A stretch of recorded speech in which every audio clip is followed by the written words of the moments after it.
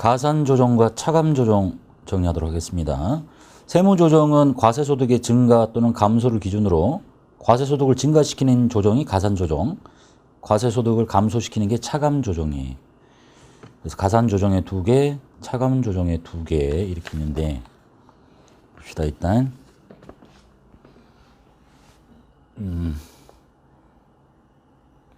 가산조정 먼저 볼게요.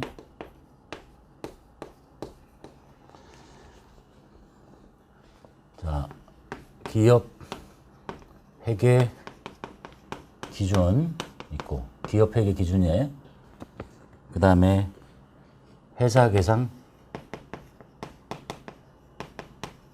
한 금액이 있고, 그 다음에 세무회계 이렇게 있고, 첫 번째가 가산조정의 입금산입 먼저 보겠습니다. 입금산입이라는 얘기는 입금에다가 더하자 이런 얘기겠죠. 그 대표적인 사례로 읽어볼게요. 먼저 입금산입은 회사가 손익계산서상의 수익으로 계상하지 않았으나 여기 말하는 거예요. 회사가 수익으로 계상하지 않았는데 세법상 보니까 이게 입금인 거야. 그러니까 세법상 수익이다. 그래서 입금에 해당하니까 이거를 당기순이익에다가 더하자. 수익으로 인정하는 세무조정이 입금산입인데 첫 번째가 매출 누락이 나왔죠. 봅시다. 자, 예를 들어서 매출을 누락을 했대. 자, 기업회계 기준으로 보면 매출인데 매출을 안 잡으면은 당연히 기업회계 기준에는 수익이겠죠. 근데 지금 회사가 좀 중요한 거는 회사죠. 회사가 이걸 누락을 시킨 거야. 그럼 수익으로 안 잡은 거죠. 이게 불일치하네. 그래서 세법상은 저게 수익이 입금이겠니 아니겠니? 세법상 수익이겠죠. 매출이니까. 얘는 입금인 거야. 여기다 달라. 그럼 세무조정을 할 때 누구하고 누구를 비교할 거냐? 기업회계 기준에 지금 회계학상의 기준을 회사가 잘 따랐느냐 이걸 비교하는 거냐? 아니면 회사 계상액과 세법의 내용을 비교하는 거냐? 아니면 기업회계 기준과 이걸 비교하는 거냐? 제일 중요한 거는 여기를 비교하는 거예요. 여기. 회사가 이거를 따랐을 수도 있고 안 따랐을 수도 있는데 얘처럼 안 따랐잖아. 그게 중요한 게 아니라 회사가 어떻게 했느냐. 그런데 세법의 눈은 뭐냐. 세법은 입금이야. 그런데 수익을 안 잡았어. 이 두 개가 차이가 벌어졌죠. 여기도 벌어졌지만 얘 때문에 조정하는 게 아니라 이 둘 간의 차이 때문에 조정하는 거예요. 그래서 세법상은 수익인데 즉 입금인데 안 잡았어. 그러니까 더 합시다. 입금 산입이라고 세무 조정을 하게 된다라는 얘기예요. 얘와 얘 차이를 비교하는 거예요. 그 다음에 두 번째 사례 보면 자기주식 처분이익이라고 나왔네요.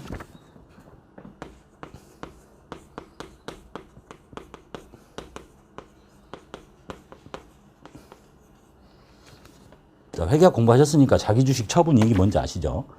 자기주식을 내다 팔고 벌어들인 차이는 수익이 아니에요. 수익이 아니야. 회계학상 뭐예요 이게? 자기주식 처분이익은 자본 잉여금이에요. 그러니까 회계학상으로 하면은 수익이 아닌 거지. 그래서 회사가 이거를 수익이 아닌 걸로 잘 회계 처리했어요. 여기 잘했네. 그런데 이제 문제는 얘지. 세법은 저거를 입금이라고 본다는 얘기야. 자기주식 처분이익을. 그러니까 입금인 거야. 입금이네. 회계학이 수익이 아니기 때문에 자본잉여금으로 잘 처리했지만 세법이 이거를 입금으로 보고 있기 때문에 이 두 가지 차이가 벌어지죠. 그러니까 세무조정해야 돼. 이때 생기는 것도 입금 산입이라고 세무조정하더라. 즉 중요한 거는 기업회계 기준을 따랐느냐 안 따랐느냐가 중요한 게 아니고 안 따랐을 수도 있고 따랐을 수도 있는데 이게 세법상 입금이냐 아니냐에 따라서 입금인데 수익으로 안 잡았기 때문에 세무조정을 하는 거고 입금인데 회계학에 따라서 수익을 안 잡았는데 세무조정을 해야 되는 거고. 그래서 중요한 거는 세법 기준과 회사 계상액이 중요하더라. 이런 얘기예요. 그럼 만약에 이렇게 할 수도 있잖아. 자기 주식 처분이익을 회계학 제대로 배웠으면 자본잉여금이라고 했을 텐데, 그래서 기업 회계 기준상 수익이 아닌 거지, 당연히. 근데 회사가 이거를 이렇게 했을 수도 있잖아. 그래, 나도 수익으로 잡아버리겠다, 이렇게. 그러니까 예를 들어서 저거를 자비익으로 이렇게 했다 칩시다. 말도 안 되는 얘기지만, 수익으로 잡아버렸네요? 근데 입금이잖아. 맞네. 그럼 세무 조정이 안 생겨버리는 거야. 응? 그래서 이런 회사는 없겠죠. 일반적으로 이런 거죠. 실무적으로 가보면 회계 처리를 기업 회계 기준을 다 배우고 세법의 내용을 보니까 세법이 이걸 인정 안 해요. 근데 인정 안 하는데 기업 회계 기준에 따라서 회계 처리를 쭉 하다 보면 계속 세무 조정이 발생하잖아. 그러니까 귀찮으면 세법에 따라서 해버리면 돼요. 이렇게. 단 우리 회사가 외부 감사 대상 법인이 아니어야 되겠죠. 아주 영세한 회사라면 그냥 세법에 맞춰서 저런 일이 얼마나 많이 생기겠나마는 자기 주식 처분 이익을 그냥 자비익으로 해도 상관없다는 얘기예요. 그러면 세무 조정은 안 생기지만 그렇게 할 사람은 거의 없죠. 그래서 지금 여기서 설명하려고 하는 거는 기업 회계 기준에 따라서 회계 처리를 했느냐 안 했느냐가 중요한 게 아니고 했어도 조정이 생기는 경우도 있고 안 했어도 조정이 생기는 경우가 있다. 그래서 비교 대상은 회사의 장부에 어떻게 기록을 했느냐 하고 이것이 세법상 무엇으로 인정을 하고 있느냐, 수익으로 보고 있느냐, 수익으로 보고 있느냐, 예? 아닌 거를, 보고 있는 거를 수익으로 보는 것도 있고, 수익이 아닌 거를 수익으로 보는 것도 있더라. 그래서 이걸 배워야 된다는 얘기죠. 세무조정은 그렇게 생기는 거다. 그래서, 입금 산입에 대해서 봤죠. 자, 그 다음에 가산하는 것 중에 손금 불산입을 볼게요. 손금 불산입. 이게 두 개가 좀 더하는 거라고 그랬어요. 가산. 손금으로 인정하지 않겠다. 즉 비용으로 인정하지 않겠다는 얘기죠. 그러니까 과세소득이 증가하는 거지. 첫 번째가 기업회계상 비용인 것. 자, 예를 이렇게 들었죠. 접대비. 접대비는 기업회계 기준상 비용이에요. 접대 목적으로 썼으니까. 근데 이 접대비가 회사가 접대비를 살 비용을 잘 처리했어요. 잘했네. 그런데 세법도 다 손금이 맞아. 그런데 어떤 접대비가 있냐. 접대비 중에서 법정 증빙을 수취하지 않거나 또는 법에서 정한 법대비를 한도를 초과해서 너무 많이 쓴 접대비는 비용으로 인정받지 못해요. 즉 손금이 아닌 거야. 이런 경우가 있어. 그러면 이 세법이 아니 회계학정에 따라서 비용으로 잘 처리했고 비용인데 세법이 한도를 넘쳤거나 뭐 어떤 법정 증빙을 갖추지 않았거나 그런 거를 손금으로 인정하지 않는데 예? 비용으로 했는데 그러니까 비용으로 인정받지 못하겠다, 인정하지 않겠다 이게 바로 손금 불산입이라는 거예요. 즉 비용으로 인정받지 못하기 때문에 과세소득이 늘어나는 거죠. 이런 경우. 그 다음에 허위로 비용을 계상했다. 자, 허위니까 기업회계 기준상 당연히 비용이 아니겠지. 근데 얘가 지금 허위로 이걸 비용으로 만들어 놨다는 거죠. 이렇게. 안 맞네. 여기는 중요한 게 아니야. 그러니까 세법도 당연히 손금이 아니겠지. 허위인데? 안 맞네. 비용으로 잘못 처리했고 손금이 아니야. 그러니까 얘도 손금 불산입. 즉 회계학상 맞게 회계 처리를 했어도 인정을 못 받는 거, 맞지 않게 했어도 인정을 못 받는 거. 이건 당연하겠지. 이게 이제 가산 조정 항목입니다. 그래서 더하는 것은 입금산입, 손금 불산입니다. 그 다음에 차감 항목 보도록 할게요. 차감은 이제 두 개.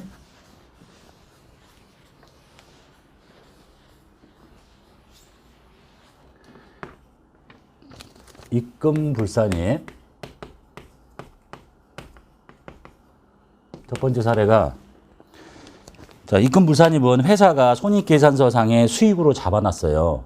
그런데 세법상 보니까 이게 수익이 아닌 거야. 그래서 입금에 해당하지 않으니까 이걸 당기 순이익에서 잡혀있는 수익에서 빼라. 수익으로 인정하지 않는 세무조정이 입금 불산입입니다. 첫 번째가 국세환급 가산금이라고 있죠.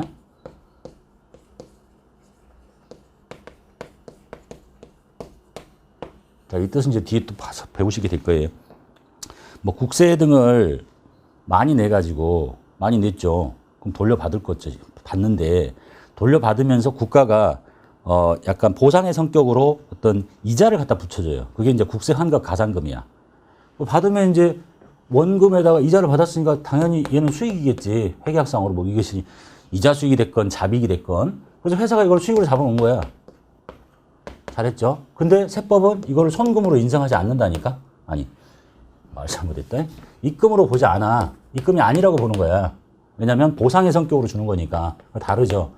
회계학에 따라서 수익으로 잘 처리했는데 세법이 이거를 입금으로 보지 않으니까 과세소득에서 빼란 얘기지. 그래서 이거를 입금에 더하지 말아라. 입금 불산입이라고 하는 거예요. 그 다음 거. 허위로 수익을 계산했다.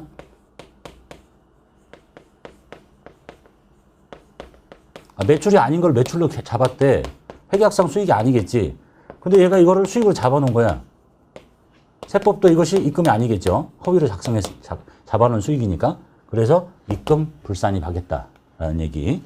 즉 회계 처리를 회계학상 따르지 않아서 생기는 세무조정도 있고 잘 따라도 나오는 세무조정. 그러니까 공부하실 때 이런 것이 중요하겠죠. 회계학대로 했는데도 세무조정이 나오는 것들. 안 하면 뭐 당연히 거기다 나오는 거고. 그 다음에 손금산입 볼게요. 손금산입이라는 얘기는 비용으로 인정하겠다는 얘기죠. 회사가 손익계산서상에 비용으로 계산하지 않았는데 세법상 이거를 손금으로 봐주겠다, 비용으로 봐주겠다 하는 게 손금산입이에요. 첫 번째 사례가 매출 누락에 대한 원가. 매출을 누락할 때는 당연히 입금이었겠죠. 응? 근데 그것을 빼먹은 그것의 매출 누락의 원가도 당연히 회계학상 비용이지. 예? 근데 얘가 이걸 비용으로 처리 안 했다는 거지. 빼먹었으니까. 세법상 이거는 손금인 거죠. 다르네. 그래서 매출 누락에 따른 원가, 매출이 수익인 것처럼 누락에 된 그것이 원가도 비용인 거고. 빼먹었으니까 같이 빼먹었겠죠. 손금인 거야. 그래서 이거를 비용으로 인정하겠다. 손금에 산입하자. 이렇게 표현합니다. 비용이 됐으니까 그만큼 과세소득이 줄어드는 거죠. 그 다음에 자기주식 처분 손실.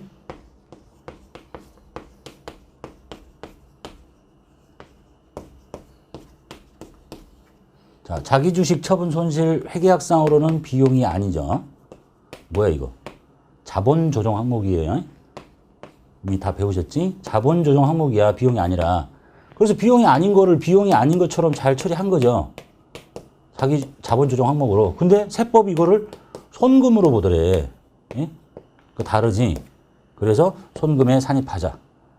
저걸 왜 손금으로 인정하지 않는지는 이제 뒤에 가서 하나씩 다 배우게 돼요. 그래서 지금 이 과정에서는 중요한 게 가산하는 게 두 가지가 있고 차감하는 게 두 가지가 있는데 가산하는 거는 입금산입 및 손금불산입. 빼는 거는 손금산입 및 입금불산입. 근데 이것이 가산하는데 입금산입이냐 손금불산입이냐가 중요한 거냐? 그렇지는 않아요. 아니 어차피 두 개 더하는 거잖아. 이거 두 개 빼는 거지. 이게 입금불산입으로 빼는 건지 손금산입으로 빼는 건지는 보통은 다 명확하게 보여요. 근데 그렇지 않은 경우도 있어. 이게 중요하지 않아. 그냥 빼는 것이냐 더하는 것이냐만 중요해요. 예? 하지만 뭐 구분을 잘 지어서 하시면 되겠죠. 그리고 그 다음에 보통은 기업회계 기준에 따라서 회계처리를 다 맞춰서 할 거예요. 그렇다고 세무조정이 안 생기느냐? 그렇지 않다. 기업회계 기준에 따라서 이렇게 잘 하고 있어도 조정이 생기더라. 왜냐하면 세법이 이걸 인정 안 하니까. 그래서 이런 부분을 공부하셔야 된다. 아니 안 따르면 당연히 거의 다 기업회계 기준하고 세법이 거의 유사해요. 거의 한 8, 90%가 거의 유사한데 아닌 것들이 있어. 그 아닌 10%를 공부해서 회계학상은 이게 수익이고 비용인데 세법은 왜 이게 수익이 아니고 입금이 아니고 손금이 아닌가 이런 것을 공부하셔야 된다는 얘기입니다. 그리고 세무조정 대상은 회사가 어떻게 했느냐. 회사가 기업회계 기준을 따르지 않고 세법을 쫓아가면 조정이 안 생길 가능성도 있는 거죠. 그러나 그런 회사는 거의 없고. 그래서 회사 계상액과 세법 간의 차이가 벌어졌을 때 하는 것이 세무조정이더라라는 것만 기억하고 계시면 되겠어요. 그리고 지금 이런 사례들이 이제 앞으로 쭉 다 배우고 가겠죠. 입금 항목, 입금 불산임 항목, 손금 항목, 손금 불산임 항목. 20가지 한참 많은 시간 동안을 공부하게 돼요. 그래서 세무조정 사항 중에서 더하는 조정, 빼는 조정 두 가지씩 보셨고요. 그 다음에 이제 마지막으로 뭐가 나오냐면 결산조정 사항과 신고조정 사항이라고 나오는데 이것도 이제 큰 의미를 갖고 있으니까 잘 보셔야 돼요. 이해는 하셔야 되니까. 자, 보시면 세무조정은 이제 이런 거죠. 회사가 계상한 수익이 있고 세법이 생각하는 입금이 있어. 회사가 생각하는 수익보다 세법의 입금이 더 커요. 그러니까 뭔가 더 해줘야 될 게 있는 거지. 이걸 보고 우리는 입금 산입이라는 조정을 하는 거예요. 기억하시겠죠? 그 다음에 회사가 계상한 비용이 있는데 세법이 생각한 손금이 있어. 근데 이것이 회사 것이 더 커. 인정하지 못하는 게 많이 들어있다는 얘기죠. 그러면 이거는 손금 불산입이라는 세무 조정을 하게 돼요. 왜냐하면 세법보다 비용이 더 많이 잡혔으니까. 세 번째, 인정하지 않은 게 들어있다니까. 그 다음에 수익이 있고 세법상의 입금이 있는데, 자, 세법상의 입금보다 회사의 수익이 커요. 더 뭔가를 더 많이 계상해 놓은 거지. 그러니까 더 하지 말자. 입금 불산입이라는 세무 조정을 하는 거예요. 그러니까 네 번째, 회사의 비용이 있고 세법상의 손금이 있는데 세법상의 손금이 더 큰 거야. 회사가 계상한 비용보다 세법이 인정하는 손금이 더 커. 그러면 이때 나오는 게 뭐예요? 손금 산입인 거죠. 이렇게까지는 이해하실 거예요. 자, 그런데 이제 문제는 얘야. 자, 회사가 생각하는 비용이 100이고 세법이 생각하는 손금이 200인데 이걸 무조건 다 손금 산입 시켜주느냐? 그렇지 않더라는 얘기야. 자, 요 나머지 것들은 무조건 다 세무 조정하는 거예요. 그래서 이런 거 보고 강제까지는 필요 없고 신고 조정이라고 해요.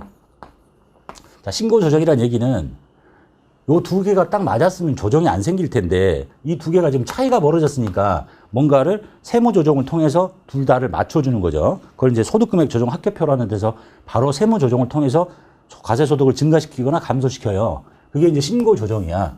그런데 이 내용 하나만큼은 만약에 이 상황이 손금 산입인데 이게 결산 조정 사항이냐 아니면 신고 조정 사항이냐를 따져봐야 돼요. 가장 중요한 얘기예요. 자, 얘 뺀 나머지 것들은 차이가 벌어지면 다 세무 조정해야 돼. 그런데 회사가 계상한 비용보다 세법이 생각하는 손금이 더 커요. 그러면 이게 손금 산입이 바로 되는 게 아니라 이 차이가 벌어진 이 내용물이 결산 조정 사항이냐? 그러면 손금으로 인정하지 않습니다. 손금 산입해주지 않는다는 얘기예요. 그렇지 않다. 신고 조정 사항이다. 그러면 손금 산입하는 거야. 그러니까 결산 조정 사항이 뭔가를 보셔야 되겠죠. 그래서 이 결산 조정 사항은 주로 외부와의 거래 없이 회사 내부적인 어떤 의사결정에 의해서 비용으로 만들어낼 수 있는 거. 대표적인 게 감가상각비, 대손충당금 설정하는 거. 이런 것도 외부와의 거래가 있는 게 아니잖아. 그러니까 예를 들어서 회사에 세법이 생각하는 감가상각비는 200이에요. 세법이 정한 한도는. 근데 회사가 이걸 더 많이 했다 칩시다. 그럼 많이 하면 상황이 이게 아닌 거지. 이쪽인 거지. 그럼 바로 세무조정하는 거예요. 손금 불산입 시켜. 근데 세법상 인정하는 한도가 200인데 100밖에 안 했네요. 그런데 이 항목이 뭐야? 결산조정 사항이야. 그러면 100만 원만큼을 손금으로 산입해주지 않는다는 얘기예요. 그걸 인정받고 싶으면 어떻게 해요? 결산서에 반영을 해야 돼. 네가 감가상각비가 200이라고 결산서에 반영을 해야 되는 거지. 예? 조정을 통해서 하는 게 아니야. 그래서 이 결산조정 사항은 말이 세무조정 사항처럼 보이지만 조정을 하는 게 아니라 네가 진짜 결산서를 그대로 바꿔 갖고 와야 된다는 얘기야. 안 바꿔오면 세무조정을 통해서 손금 산입할 수 없는 사항. 그렇지 않으면 그것이 아닌 나머지 것들은 손금으로 인정된다라는 거. 그래서 그 결산조정 사항이 뭐가 있는지는 이제 각 공부하다 보면 뭐 대손 가서 만나게 될 거고 감가상각 가서 만나게 될 거예요. 자, 이제 읽어보고 정리할게요. 자, 절차상 특징을 보면 결산조정 사항이라고 있는데 이것은 기업이 스스로 장부에 계상을 하고 결산서인 손익계산서에 집어 넣어줘야 회사 세법상 손금으로 인정되는 항목이야. 즉 회사가 손익계산서상의 비용으로 계상하지 않거나 즉 감가상각비를 계상하지 않거나 또는 200이 한도인데 200을 못하게 부족하게 설정하면 세무조정을 통해서 손금 산입 이렇게 할 수 없는 사항을 결산조정 사항이라고 하는 거예요. 즉 조정을 하라는 게 아니라 결산서에 반영하라는 얘기가 되겠죠. 이것들은 주로 비용을 계상하는 여부가 외부와의 거래가 없이 법인의 내부적인 의사결정에 맡겨져 있는 감가상각비나 대손충당금 그리고 이제 추후에 가다 보면 또 뭔가를 만나게 될 거예요. 지금 다 한꺼번에 정리하실 필요는 없는 거니까 이런 것들이 있더라. 이래서 이 비용이 만약에 과소 계상이 되면 손금에 산입할 수 없지만 이것이 만약에 과대하게 계상이 되면 상황이 이 상황이 아닌 거지. 이쪽이 되는 거지. 세법이 인정하는 손금이 200인데 감가상각비를 300 했다고? 그럼 손금불사님 세무조정하는 건데 세법이 인정하는 감가상각비가 200인데 100밖에 안 했다고? 근데 이게 결산조정 사항이네? 그러면 손금사님 못한다 이런 얘기예요. 그런 얘기. 그 다음에 나머지 모두 다가 신고조정사항이라는 얘기죠. 결산서에 적게 하거나 많이 하게 되면 반드시 이 세무조정 계산서라고 하는 소득금액 조정 합계표에다가 손금사님, 입금사님, 손금불사님, 입금불사님 이런 세무조정을 무조건 해야 되는 것들. 즉 결산조정 사항을 뺀 나머지는 모두라고 보시면 돼요. 이것들은 주로 외부와의 객관적인 거래나 사건들로 인해서 즉 매출을 누락했거나 뭐 인건비가 과대하게 계산이 됐거나 뭐 이런 것들. 그러면 입금산입, 손금산입이 강제되는 사항이다. 따라서 법인이 이러한 항목을 결산서에 적게 또는 과대하게 하면 반드시 신고조정을 통해서 올바르게 수정해야 된다.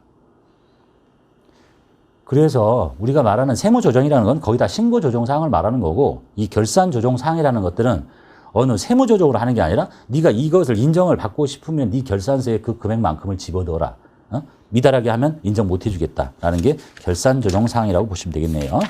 그리고 이제 쭉 지나가다 보면 이것들은 결산조정사항이구나라는 것들을 이제 만나게 된다는 얘기입니다. 자, 이번에는 소득처분에 대해서 배우도록 하겠습니다. 자, 소득처분의 의 보시면 기업회계상의 당기순이익은 주주총회의 승인을 걸쳐서 소득자의 소득의 귀속자가 결정되며 즉 회사가 이제 순이익을 벌면 뭐 주주들한테 배당을 준다 이런 얘기겠죠. 그 유형은 이제 사회에 남아 있는 뭐 이익 준비금을 적립하거나 뭐 이런 사내 유보가 있고 밖으로 나가는 뭐 배당이나 상여를 지급하는 사회 유출이 있겠다.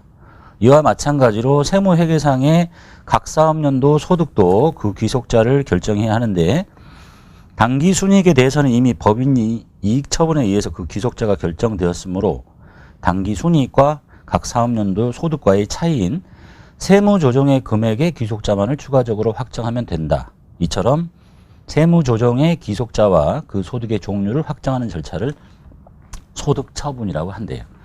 자, 그걸 이제 말로 하면 이렇게 된다는 얘기죠. 자, 기업회계에서 수익이 계산이 됐고 여기서 비용을 빼서 간단하게 말하면 이제 당기 순이익이 계산이 됐어요. 그래서 회사가 이렇게 당기 순이익이 계산이 되면 이제 벌어들인 소득이죠. 이거를 이제 사회로 유출을 하는 경우가 있고 그게 대표적인 게 이제 돈을 벌었으면 배당을 줘야 되겠죠. 그리고 이제 남아있는 거 이걸 보고 이제 유보라고 하겠죠. 사내 유보. 회사 내에 돈이 쌓여 있는 거. 그래서 이 사내 유보된 이 금액이 회계상의 자본인 거예요. 그러니까 벌어서 외부로 나가는 거 배당 주고 뭐 이런 것들 다 뺀 나머지가 이제 사내 유보일 텐데 이게 회계상의 자본이고 이미 이제 이렇게 계산이 됐다는 얘기죠. 회사가 순이익을 계산해서 사회로 유출할 거 주주총회 결의를 통해서 배당으로 다 나갔고 나머지 적립금 뭐 이익준비금 그대로 다 남아 있으니까 이게 이제 회계상 자본인데 이와 마찬가지로 세무회계도 입금이라는 거를 계산하고 여기서 손금이라는 걸 계산해서 빼면 이게 각 사업년도 소득이 될 거고 여기서 이것도 마찬가지로 벌어들인 소득에 대해서 이게 사회로 유출이 될 수도 있고 그대로 사내에 요구가 될 수도 있는데 입금을 다 계산하고 손금을 다 계산해서 뺀 다음에 또다시 사회 유출된 금액 찾고 사내 유보된 금액을 찾을 게 아니라 얘가 이미 당기순이익을 계산해서 주주총회 결의를 통해서 사회 유출될 금액 결정했고 남아있는 이 금액이 있기 때문에 이 금액을 그대로 갖다 쓰면 되는 거죠. 아무런 차이가 없으면. 응? 뭐로 또 할 거냐. 다만 얘와 얘의 이제 차이가 발생한 게 있겠죠. 세무조정이 발생한 게 있잖아. 세무조정이 발생한 게 있는데 입금산입, 손금불산입된 세무조정이 있고 가산조정이죠. 손금산입, 입금불산입된 금액. 여기 하나 빼먹었다. 자, 요때 이 유보가 이제 세무상의 자본인 거예요. 이런 세무 조정이 없다면 이 두 개가 똑같을 거야. 이게 회계상의 자본, 세무상의 자본. 그런데 이제 세무 조정이 발생했기 때문에 이 조정이 없다면 이걸 그대로 갖다 쓰면 이게 회계상의 자본이니까 곧 이게 세무상의 자본이 될 거예요. 그런데 세무 조정이 발생해서 뭔가가 차이가 발생을 했죠. 그러면 이제 추가적으로 요것만 계산하자는 얘기지. 이미 회사가 한 거 그대로 다 받아들이고 똑같으니까. 조정 사항이 없으면 그 자본이 회계상 자본이 세무상 자본이 되는 거고. 그래서 여기에 있는 이 금액 중에 혹시 사회로 유출된 금액이 있는가를 보고, 그래서 사회로 유출된 금액은 그 귀속자를 찾아가는 거예요. 누구한테 귀속이 됐는가? 뭐 주주한테 귀속이 됐는가? 아니면 뭐 직원한테 귀속이 됐는가? 귀속자를 찾고, 그리고 사회로 유출되지 않았어요. 그리고 안에 남아 있어, 회사 내에. 그 유보된 금액이죠. 이 유보된 금액이 이제 회계상 자본에서 시작해서 유보가 플러스 되어 있을 수도 있고 마이너스일 수도 있으니까 이 유보를 더하기 빼기해서 뭘 만드냐 하는 얘기냐면 세무상 자본을 만들자는 얘기죠. 이 얘기가 바로 이제 정리하면 이렇게 된다는 얘기예요. 회사가 수익과 비용을 계산해서 순이익을 만든 다음에 주주총회 결의를 통해서 사회 유출된 금액 결정했고 남아있는 게 유보고 이 금액이 회계상의 자본인데 아무런 세무 조정이 없다면 이걸 다시 계산해서 만들 게 아니라 이 금액을 그대로 갖다가 세무상 자본으로 쓰면 돼요. 별도로 하지 않고. 그런데 세무 조정이 발생했으니까 이 금액만큼에 대해서 세무 조정이 발생한 금액에 대해서 회사 밖으로 빠져나간 게 있느냐. 그러면 사회 유출 처리하고 이게 귀속자가 누구냐를 찾아서 추가적으로 2차 세금을 과세하는 절차가 필요하게 된 거고 이게 빠져나가지 않았다. 회사 내부에 그대로 남아있다. 그러면 더하기 항목이면 회계상 자본에다가 세무상 자본을 만들려면 더해주면 되는 거고 그럼 자본이 늘어나는 거고 뺄 항목이 있으면 빼서 그래서 플러스 마이너스해서 세무상 자본을 만들겠다는 얘기예요. 왜 세무상 자본이 중요한가? 나중에 우리가 뭐 청산을 할 때 계산하는 자본이 회사의 자본이 아니라 세무상의 자본인 거예요. 그래서 항상 이 유보는 관리를 하고 있어야 돼요. 이렇게. 그래서 세무 조정이 발생하면 그것에 소득 처분을 해서 이게 남아있는 건지 밖으로 빠져나간 건지 그럼 밖으로 빠져나갔다면 누구한테 귀속된 건지를 결정하는 절차가 소득 처분이라는 얘기입니다. 그러니까 세무 조정이 발생하면 항상 소득 처분이 따라다니는 거야. 뭘 관리하기 위해서 그래? 세무상의 자본을 관리하기 위해서 그렇더라라는 얘기입니다. 자, 그 다음에 소득 처분의 그럼 이제 유형을 보면 가산 조정의 소득 처분이 있고 차감 조정의 소득 처분이 있는데 먼저 봅시다. 가산 조정 더하기 하는 거죠. 입금 산입시키고